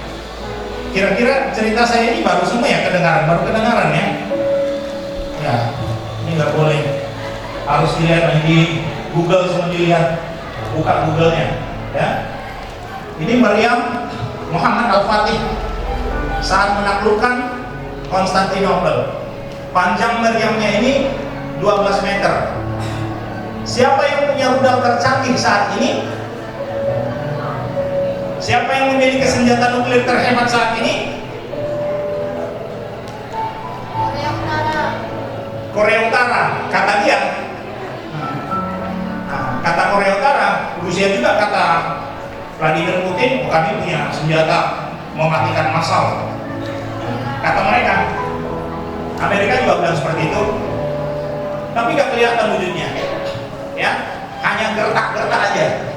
Ini menaklukkan benteng Konstantinopel yang oleh Raja Konstantin, mau seperti apapun senjata yang kalian miliki ini nggak bakalan tembus. Tapi ternyata tembus di tangan Muhammad Al-Fatih. Nah ini dia. Oke, next. Nah lihat, ini meriamnya. Masih ada sampai sekarang bendanya. Ya, kalau nanti umroh, bilang sama Ustadz mutawifnya yang bagian travelnya itu, yang umroh plus Turki biar bisa melihatnya. Nah gitu ya. Nah itu di Turki. Masih ada pelurunya, masih ada sampai sekarang. Terus ya, 54 hari perang, 825 tahun penantian sejak Rasulullah menyebutkan satu hadis. Di mana atau kapan generasi Islam itu muncul? Generasi Islam terbaik itu muncul ketika ia mampu menghancurkan Raja Heraklius. Raja Heraklius yang memimpin Konstantin pada saat itu, ya, setelah Rasulullah mengungkapkan hadis itu 825 tahun kemudian, Muhammad Al-Fatih yang menunjukkannya dan membuktikannya. Apa rahasianya? Bukan karena kehebatan teknologinya.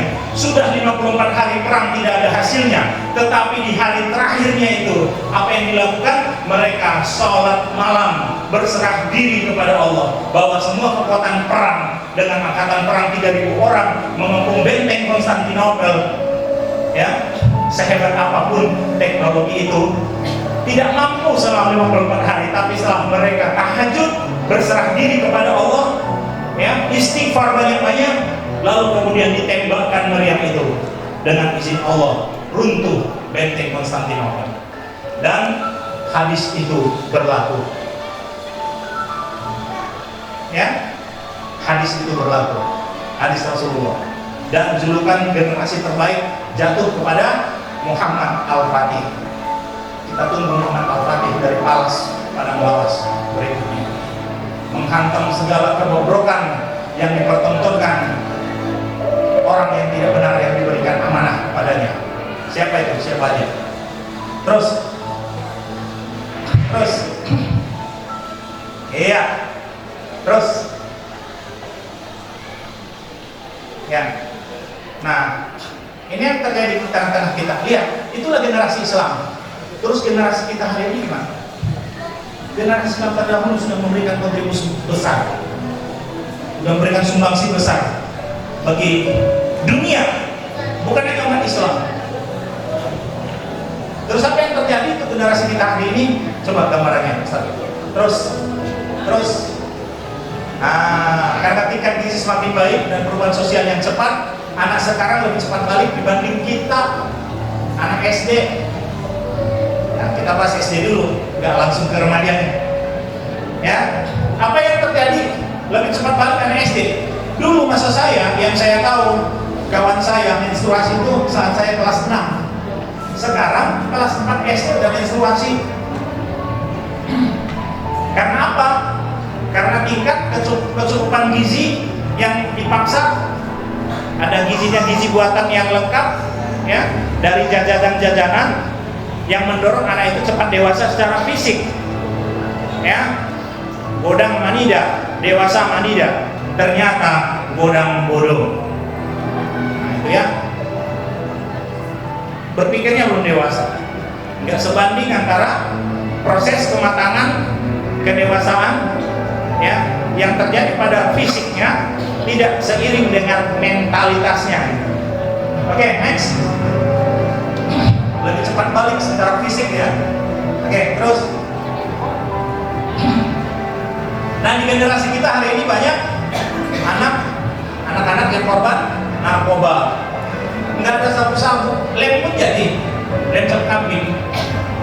Nah gitu, ini hati-hati di rumah kita ya Bapak Ibu ya. Terus, oke. Nah, perilaku masyarakat yang lebih takut kepada jin dan setan ketimbang lebih takut kepada Allah Subhanahu Wa Taala. Nah ini bagaimana orang tua mendidik ini? Oke, buat minum ke dapur. Alah, Nabi rumah bola di dapur. Padahal tinggal hidupkan aja lampunya kan. Nabi ada yang bola. Ah gitu. Ya. Jadi ini persoalan penyimpangan banyak kali. Dan ini buah pendidikan dari orang tua yang tidak kita sadari. Oke. Terus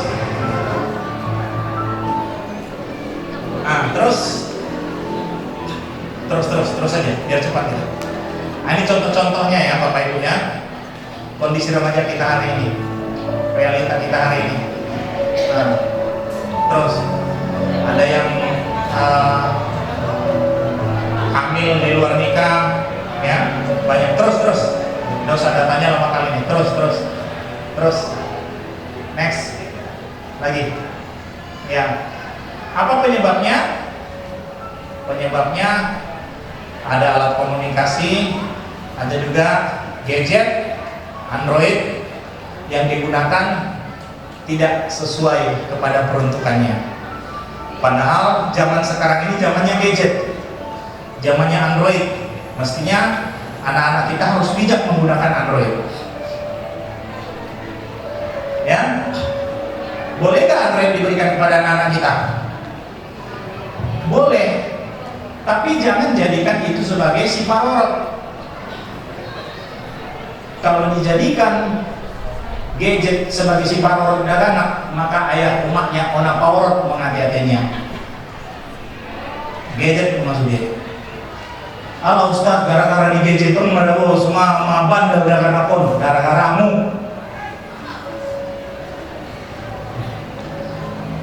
Gadget tidak mengalahir dunia.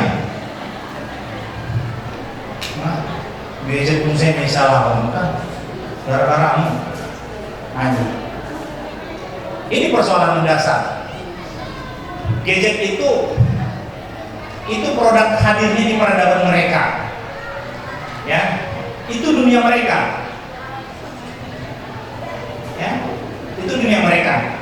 Bolehkah anak dikasih gadget? Boleh, tapi ajari, awasi. Kalau nggak dikasih, dia akan ketinggalan. Nah gitu. Dijadwalkan. Anak saya kasih gadget untuk apa? Ya, saya kasih gadget saya nggak saya belikan, memang belum ada saya belikan anak saya kecuali abangnya yang paling besar yang sudah kuliah. Nah itu karena sekarang sistem perkuliahan kan pakai LMS, pakai Learning Management System. Jadi belajarnya dari handphone, absennya juga dari handphone, ya. Kemudian mengatakan hadir kuliah juga dari handphone. Nah itu aja. Kalau yang lain nggak saya belikan, tapi saya kasih waktunya. Nah gitu. Sewaktunya hanya 1 jam dalam sehari, udah maksimal 1 jam dalam sehari. Itu saya atur. Kalau saya keluar kota seperti ini nanti saya cek. Ya, mereka jadwalnya itu habis asar main gadget, habis itu udah nggak ada lagi. Semua megang buku. Kalau sudah malam, nggak ada megang itu. Nah gitu. Itu upaya saya supaya mereka tidak gaptek, tidak gagal pengetahuannya tentang teknologi. Nah gitu ya. Dibuat jadwalnya. Nah ini saya keluar kota, ini saya cek dari emaknya. Anak-anak udah sholat? Nah gitu, dicek. Sekolah, ini nanti juga saya cek gurunya ke sekolah. Anak saya tadi sholat duha enggak gitu. Itu saya cek, saya WA. Nah gitu, sholat duha anak saya tanya gurunya, padahal mereka ada melaksanakan sholat duha. Nah gitu, kenapa? Karena sholat duha anak saya di sekolah pun tanggung jawab saya, bukan gurunya. Karena gurunya itu di situ bekerja sebagai profesi. Tanggung jawab dia persoalan sholat itu nggak ada ke dia, yang ada ke orang tuanya. Nah gitu. Nanti ketika habis sholat zuhur, ya, itu saya tanya, gurunya. Hadir nggak anak saya sholat zuhur? Ustaz, saya tanya. Nah gitu. Kenapa? Karena jawab saya. Kalau belum, Ustaz, tolong anak saya carikan suruh sholat dulu. Harus ada yang menyaksikan. Ketika anak saya ketinggalan sholat, saya nanti akan dihukum oleh Allah. Ketika anak saya melaksanakan sholat, ya, saya bisa mempertanggungjawabkan karena ada yang menyaksikannya, gurunya di sekolah, dan itu tanggung jawab saya. Sembayang anakmu di sekolah, tanggung jawabmu, indah gurunya. Sampai sini jelas? Next.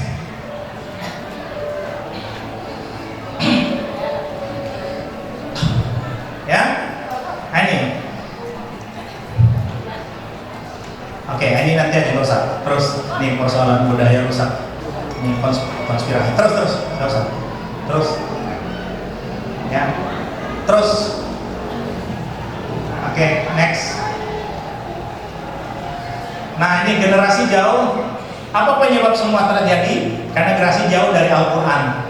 Next, ini beberapa gambaran generasi yang jauh dari Al-Quran. Ya, nah ini SD prima, semua di balai mah. Nah, terus, terus,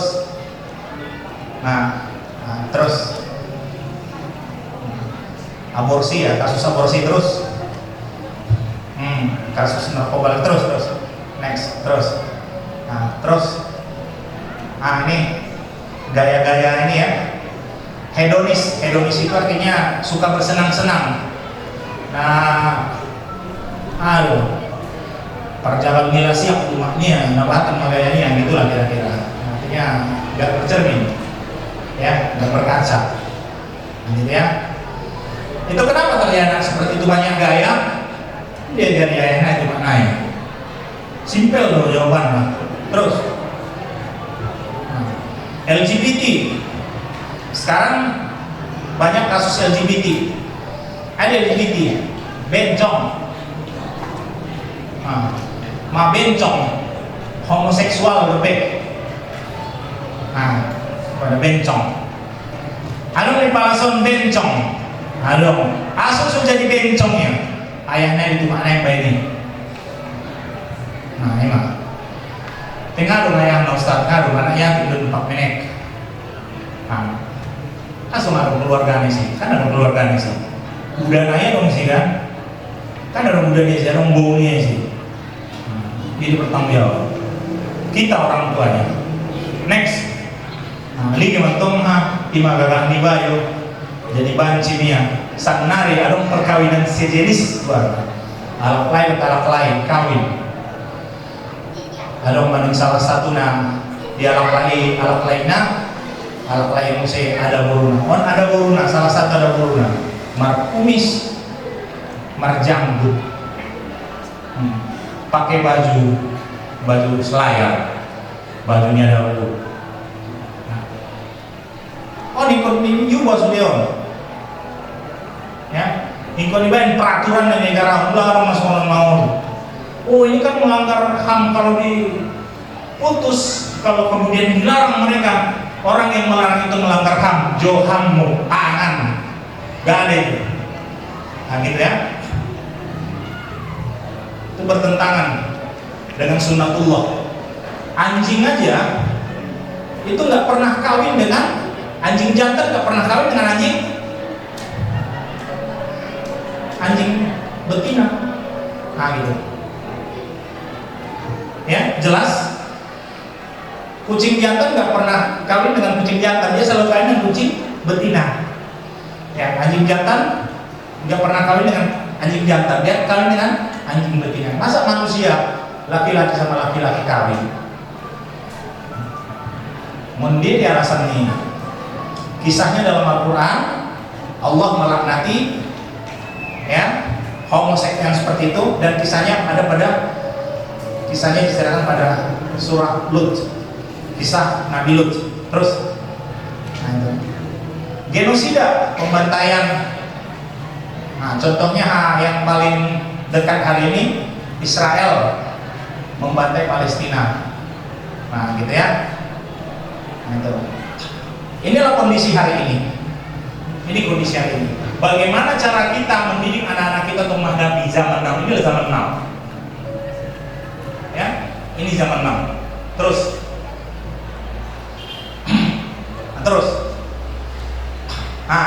jadi Bapak Ibu sekalian, persoalan pendidikan ini untuk Bapak Ibu, Ustadz dan Ustazah.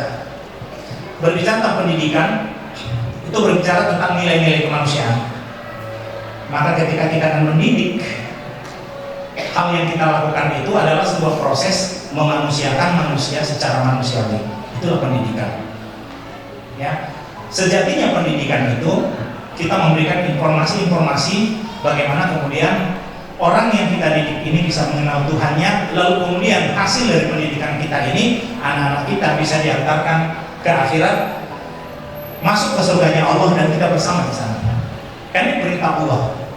Ya, ya ayyuhalladzina amanu qu anfusakum wa ahlikum nar. Wahai orang-orang yang beriman, jaga dirimu, pelihara dirimu dan keluargamu dari api neraka. Dengan kata lain, ayat ini kita dilarang masuk neraka. Kita harus masuk ke surganya Allah. Bagaimana kemudian caranya masuk ke sana? Prosesnya pendidikan. Prosesnya pendidikan. Nah, itu ya. Terus, tunggu. Baik. Ya. Nah, manusia di dalam Al-Quran, manusia ini ada banyak istilah. Ya, ada banyak istilah. Manusia disebut insan. Ya. Pada Al-Quran surah 95 surah Tin ayat 4, walaqad khalaqnal insana fi ahsani taqwim. Ya, dan kami bentuk manusia itu sebaik-baik rupa. Gitu, sebaik-baik rupa. Udah dibentuk Allah sebaik-baik rupa. Tapi kemudian melampaui batas. Setelah melampaui batas manusianya kemudian kami jatuhkan ke tempat yang sehina-hinanya, atau kami jadikan dia menjadi orang di tahun, jadikan anak raja, layani apa maunya, tapi dididik secara tegas. Kalau salah ya bilang salah. Ada anak kita kadang sangat kotor karena pergaulan di luar. Angwa ulah siaki babani anakku, amron cami baras. Ulah siaki. Habis itu tangis tidak bentuknya ke kamar tangis satu. Tapi demi kebaikan supaya tidak diulanginya lagi. Dan ini kami sepakati di rumah. Enggak langsung main hantam aja orang tuanya, enggak. Ulah siaki. Sama, saya terinspirasi dari mana? Oh cok, anggo lewat jamonem. Ndara masuk bagas waktu saya anak-anak. On memakai cetora, kata ayah saya, rotan, ada bersama-sama. Nah, itu. Apa katanya? Ham, makan ham itu. Gak berlaku di rumah saya ham. Yang berlaku nilai-nilai Islam. Itu yang saya lakukan. Nah, itu. Putikon masih kiri. Putikon, awas bibir ginjang, awas bibir itu.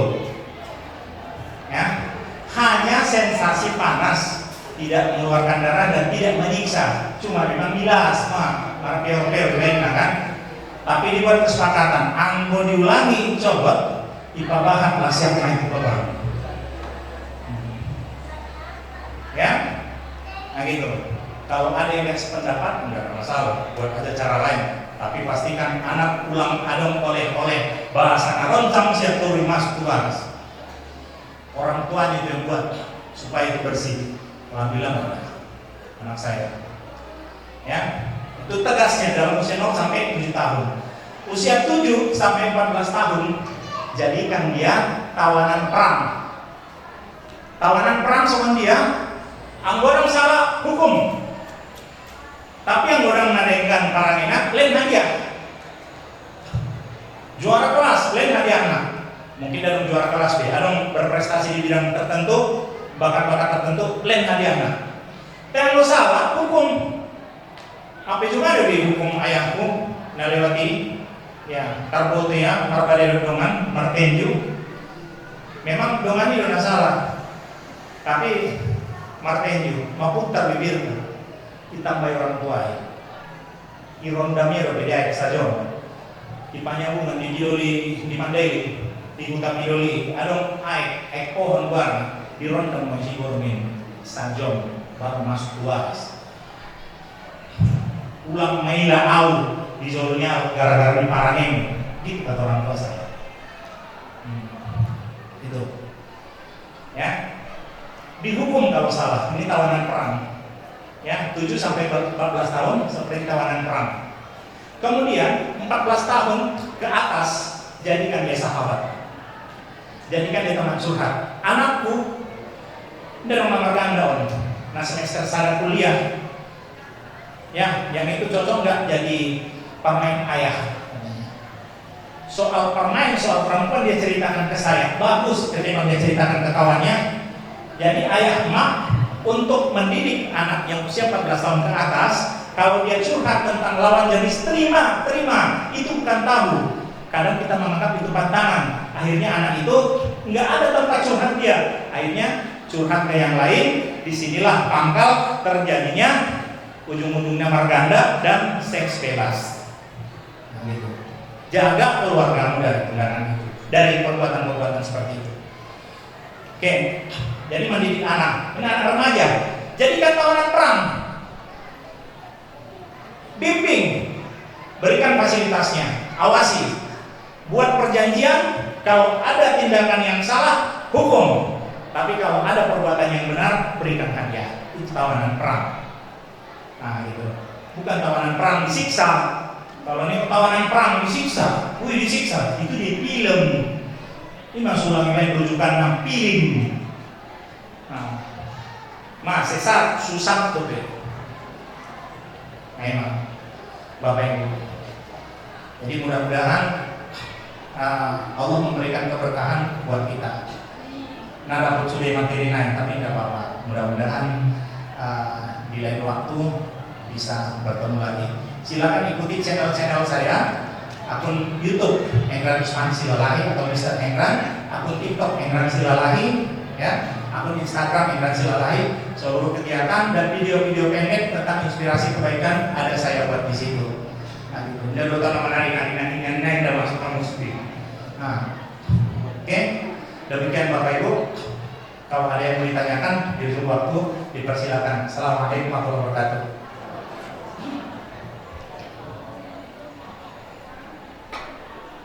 Baik, terima kasih kepada Bapak. Dari paparan yang sudah disampaikan oleh narasumber kita pada hari ini, yaitu tentang cara mendidik anak remaja zaman sekarang agar menjadi pribadi yang beradab dan berprestasi. Kepada Bapak Ibu yang ingin menanyakan lebih lanjut lagi tentang cara bagaimana mendidik anak-anak dalam usia remaja agar menjadi pribadi yang beradab dan berprestasi, saya persilakan. Fuad. Nah, itu. Jadi seorang beriman karena fuadnya beriman, dari kolbu masuk yang beriman. Nah, makanya kolbu yang sering didoakan, ya. Allahumma ya muqallibal qulub, tsabbit qulubana ala dinik. Ya musarrifal qulub, sarrif qulubana ila ta'atik wa dzikrika wa syukrika wa husna ila ibadatik. Gitu deh doanya. Qalbu yang selalu didoakan. Nah, gitu. Jangan sampai khatamallahu ala qulubihim, dan itu akan bahaya. Tapi berikanlah qalbun salim. Qalbun yang selalu membantu nanti pada yauma la yanfa'u malu wala banun illa man atallaha bi qalbin salim. Qalbun. Jadi ada 3 hati. Ya, qalbun itu saringannya, fuad keputusannya. Seorang menjadi Kristen itu karena qalbunya memberikan masukan Kristen. Nah, gitu. Jadi kuat mengambil keputusan dia jadi Kristen. Orang tuanya lah yang menjadikan seorang itu Yahudi, Majusi dan Nasrani, karena orang tuanya tidak membimbing qalbu ini.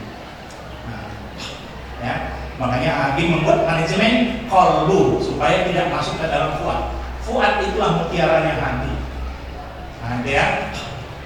Itu Bapak, biar tahu lapisan-lapisannya yang mana yang mau dididik. Yang paling utama, jaga qalbu, jaga saudri. Oke, next. Terus, oke. Hah? Habis? Hah? Belum? Ke bawah? Lagi? Nah, tuh. Iya, iya. Nah, terus ini videonya nggak usah kita putar lagi ya.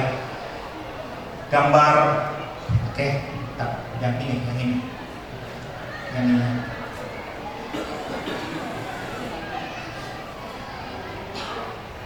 Ya.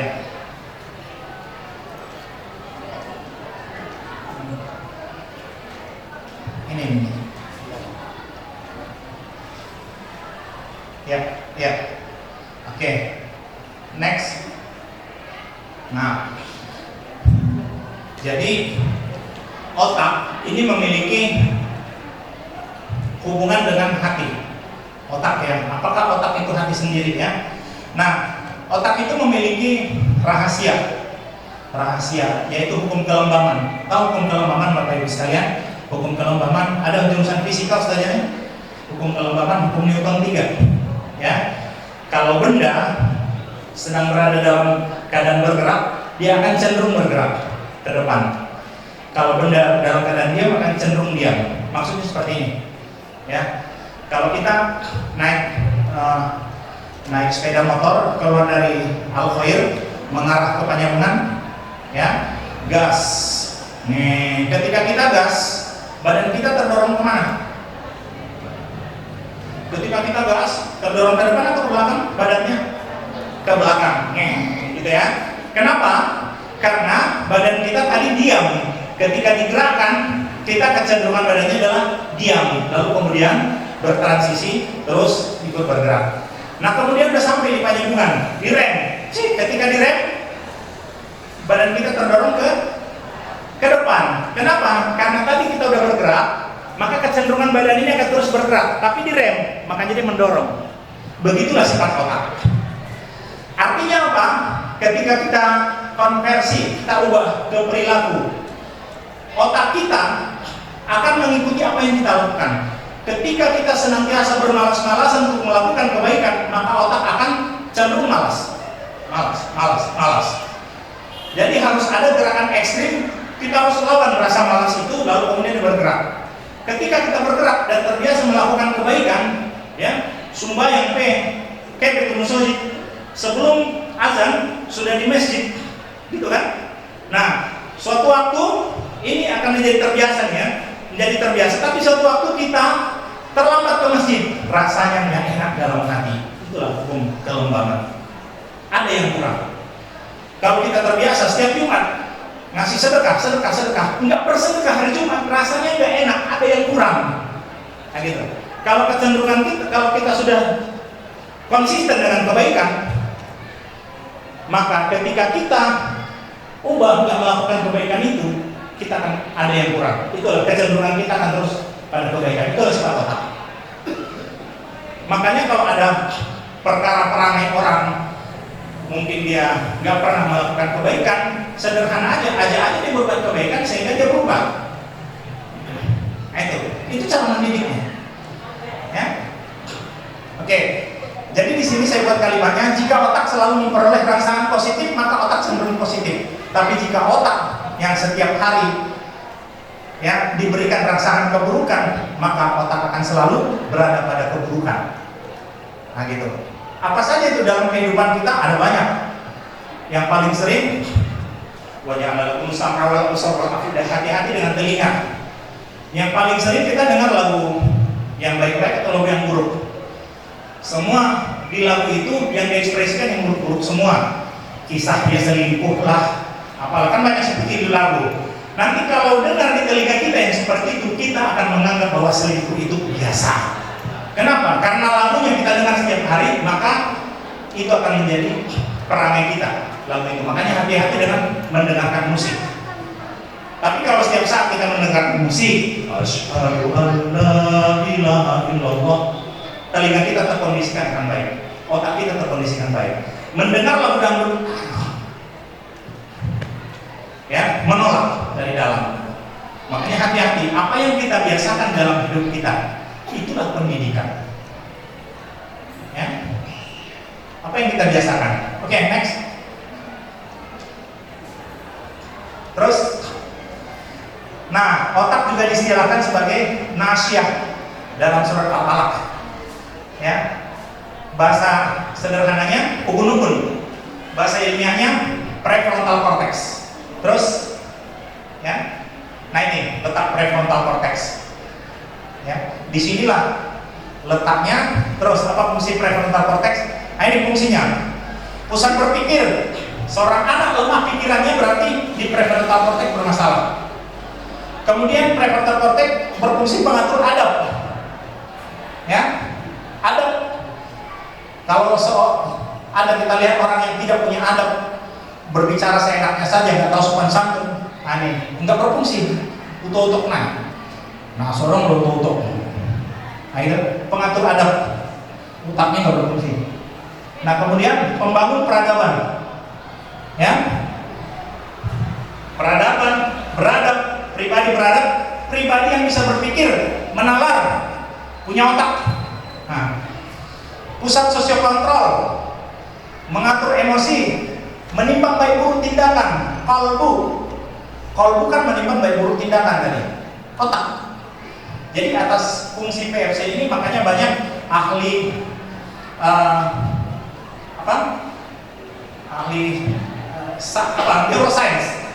neuroscience menjadikan otaklah segumpal daging itu. Ala wahyal qalb. Ala innahu fil jasadi mudghah idza salahat salal jasadu kullu idza fasadat fasadal jasadu kullu ala wahyal qalb. Sini orang neuroscience. Kalau Ustaz bilang qalbu di Indorai katanya. Tapi orang neuroscience diutok-utoki. Mana yang betul? Allah alam. Lakukan penelitian terus. Jadi ulama. Oke. Nah itu. Mengatur emosi dan mengatur seksual. Mengatur seksual. Kenapa seseorang cenderung suka mengikuti muda-mudi? Ya, suka dua-duaan, utok-utoknya tidak berfungsi. Nah gitu. Utok-utoknya nggak berfungsi. Makanya dia marganda saja karya dunia. Nah, ini penyakit. Marganda itu penyakit, nggak patuh, ingkar pada Allah. Itu penyakit. Udah menikah pun dia marganda dengan orang lain. Itu penyakit. Utok-utok perlu dibersihkan. Bagaimana membersihkan ini? Oke, next. Ya, nih, terus. Ya, membersihkannya itu ala bizikrillah tatma'innul qulub. Hanya dengan mengingat Allah maka hati menjadi tenang. Seperti apa? Penemuan pada tahun 2010 ternyata prefrontal cortex tidak memiliki pembuluh darah. Sementara ini butuh aliran darah untuk mengganti sirkulasi oksigen yang ada di prefrontal cortex. Posisi tubuh seperti apa sehingga bisa darah masuk ke sini, ke prefrontal cortex, ke utuk-utuk ini? Ternyata dilihat dari bentuk otaknya itu posisi sujud. Semakin sering posisi sujud, maka semakin banyak darah yang masuk ke prefrontal cortex. Karena dia tidak memiliki pembuluh darah. Pada bagian otak yang lain ada pembuluh darah, ada, tapi ke prefrontal cortex, ke ubun-ubun ini tidak ada pembuluh darah. Posisi sujudlah yang mengantar oksigen dan darah ke prefrontal cortex, ke utuk-utuk ini. Nah gitu. Sehingga ayat Al-Quran terbukti ala bizikrillah tasma'innul qulub. Hanya dengan mengingat Allah itu berdoa. Posisinya sujud. Ya. Tasma'innul qulub, hati menjadi tenang. Ada orang yang sholat, habis sholat bapak mengamuk-amuk naik, ngomong baik. Bayangnya, kunci nama aku penakin, penakin baik. Nah, ingat dia sudah. Nah, dung sumbayangnya ala bayang atau dia kekapan yang bertiga ada buruk. Nah, itu mau jol, ciumnya kening naik. Nah, itu mau babang gadek, kan? Nah, itu makin tenang. Nggak ada orang yang sudah sholat itu mana tadi orangnya? Tampil sudah itu kira-kira kan? Ada paling baloknya di sana kan? Tapi kalau udah sholat dia tenang. Nah itu. Ala bismillah tasma'innul qulub. Ini secara neuroscience, Bapak Ibu semua. Nah ini waktu kita nggak mencukupi. Jadi apa closingnya? Bagaimana cara mendidik anak? Pesan saya cuma bagaimana pesan Ali bin Abi Thalib. Ada 3 bagian dalam mendidik anak remaja, dalam mendidik anak usia 0 sampai 7 yang sehina-hinanya. Ya, karena ini melampaui batas. Jadi di sini konteksnya tadi apa? Insan, manusia insan. Insan itu, ya, itu dalam sebaik-baik perangai dan sebaik-baik rupa, itulah insan. Nilai pendidikan manusia di situ. Kemudian An-Nas, manusia juga disebut An-Nas, ya, pada surah An-Nas. Kemudian manusia juga disebut sebagai Al-Abid. Al-Abid ini sudah semakin mendalam, spesifik, bahwa dia menjadikan segala perbuatannya hanya kepada Allah, ya. Jadi Allah tidak akan menciptakan jin dan manusia kecuali untuk menyembah kepada, ya. Wa ma khalaqul jinna wal ins illa liya'budun. Al-Abid, ya. Tidak menciptakan jin dan manusia kecuali untuk menyembah kepada manusia, Al-Abid. Ya, jin juga ada abid, ya. Nah, kemudian Bani Adam. Ya Bani Adam, wahai Bani Adam, wahai anak-anak Adam. Anak Adam itu manusia yang seluruhnya gitu, enggak beriman juga Bani Adam, ya. Yang menentang atau yang suka mengganggu, yang buat keributan juga Bani Adam namanya. Nah, gitu. Jadi predikat terbaik mana? Ada An-Nas, Al-Insan, dan yang terbaiknya adalah Al-Abid. Oke, next. Oke, terus. Oke. Nah, terus. Manusia insan memiliki tiga potensi. Ada potensi ruh, ada potensi jasad, ada potensi akal. Inilah yang harus dipenuhi secara berimbang. Untuk memenuhi dan mendidik anak itu, ketiga potensi ini jangan diabaikan. Jangan ada yang terabaikan salah satunya. Jangan ada yang menonjol salah satunya. Ketiganya harus berimbang. Ya, potensi ruh, disinilah tempat mendidikan, ya, keimanan, ketakwaan, ya, dengan ilmu-ilmu yang mendekatkan diri kepada Allah. Ya, ibadah, ya, sholat, kemudian tilawatil Quran, baca Quran. Nah, kemudian apa? Zikir. Nah, itu ya. Itu potensi ruh, untuk meningkatkan potensi ruhnya. Jadi buahnya nanti apa? Buahnya akhlak, adab. Buahnya akhlak dan adab. Pribadi beradab dan berprestasi. Nih. Adab dulu baru prestasi. Nah, itu. Jadi ruh. Tapi jangan melulu ruhnya, lupa potensi akalnya. Ya. Akal. Ada potensi jasad. Yang ketiga potensi jasad. Potensi badan ini, apakah dia jasadnya secara kesehatannya atau jasad secara perilakunya? Kalau perilaku dia sudah kombinasi antara ruh, akal, dan jasad. Anak itu berakhlak, bermoral. Seorang kita bisa melihat dia memiliki adab yang baik, kelihatan dari jasadnya. Ya, makanya kemudian setiap sekolah menumbuhkan membiasakan pembiasaan apa? 5S, senyum, salam, sapa, sopan, santun. Ketika masuk ke sekolah, senyum dulu, salam, assalamualaikum, ya, salam, senyum, salam, ya, sapa, apa kabar, saja, ya, sopan, caranya sopan dan santun. Nah, gitu. 5S. Ini untuk melihat indikator apakah ruh dan akalnya sudah berkombinasi bergerak atau belum. Kelihatan dari jasadnya, tampilannya. Pembiasannya apa? 5S. Nah, gitu. Ada nggak anak kita di rumah ketika pulang ke rumah selalu salam, kemudian salam, assalamualaikum, masuk ke rumah, kemudian ketemu ayah emaknya dia tetap salam, ya? Dia tetap salam, salam. Nah, gitu. Kalau langka, ini kita khawatir nih masa depan anak ini. Kalau kita di rumah, anak kita pulang ke rumah, di sini kan dia asrama, nah, gitu. Tiba-tiba, assalamualaikum, syukur ada salamnya. Tiba-tiba buka pintu masuk, letakkan tas, kayak mama yang kacau nih. Nah, kacau dunia. Ya, assalamualaikum, mak, ayah, waalaikumsalam. Langsung masuk, disalami ayahnya maknya. Nah, ini bagus adabnya. Ini tidak bisa direkayasa, ini tidak bisa dibuat-buat.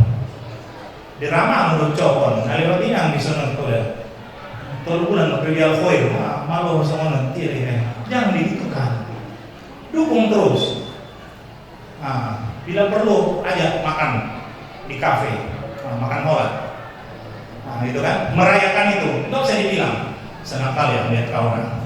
Nah, gitu ya, kasih hadiahnya. Nah, gitu. Jangan anaknya minta duluan, ya makan kita ya, makan satu kali dong kata yang itu. Ya, jangan bilang nggak ada uang. Ayah dan mak adabnya kalau nggak ada uang, jangan bilang sama anaknya, cari itu kamu jawabnya. Anakmu udah kau buat, dia kau balas Jona. Membaiknya cepat kok. Tanggung jawab. Ya, itu dia. Kalau mama mau adong nyawana, tanggung jawab kembali pada Jona. Ulang dok masalah dia dong efeknya ya, kayak kare itu. Ulang pelupan sendiri.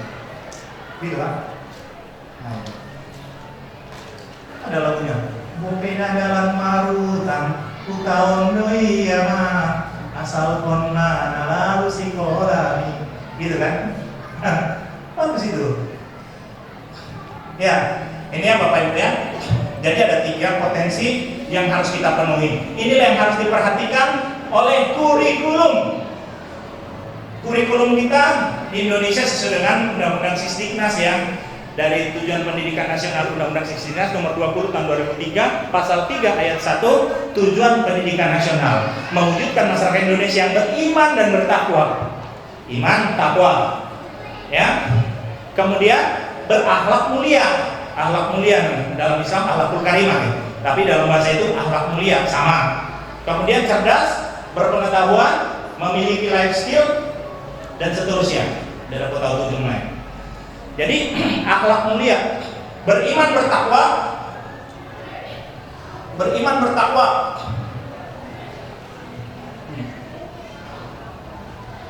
bertakwa, cerdas, berpengetahuan, ya, akhlak mulia. Nah, manida bagian-bagian lain. Jadi, dung acara tahun bulan tugas, banyak kurikulum di dalam nanti, bopenasi koleson. Karena di sini sudah ada alat ukurnya, penilaian, ya, penilaian sikap, penilaian pengetahuan, penilaian keterampilan. Kan itu yang dinilai ada 3 kan? Sikap, keterampilan, pengetahuan. Nah, itu ada 3. Itu dasarnya di situ. Ya, dasar penilaian SDM sumber daya manusia. Ya, berdasarkan IKM, Indeks Kualifikasi Manusia Indonesia. Nah, terus. Nah,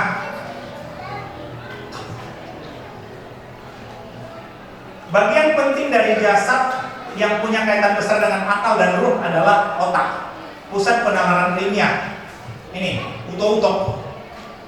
Terus, ya.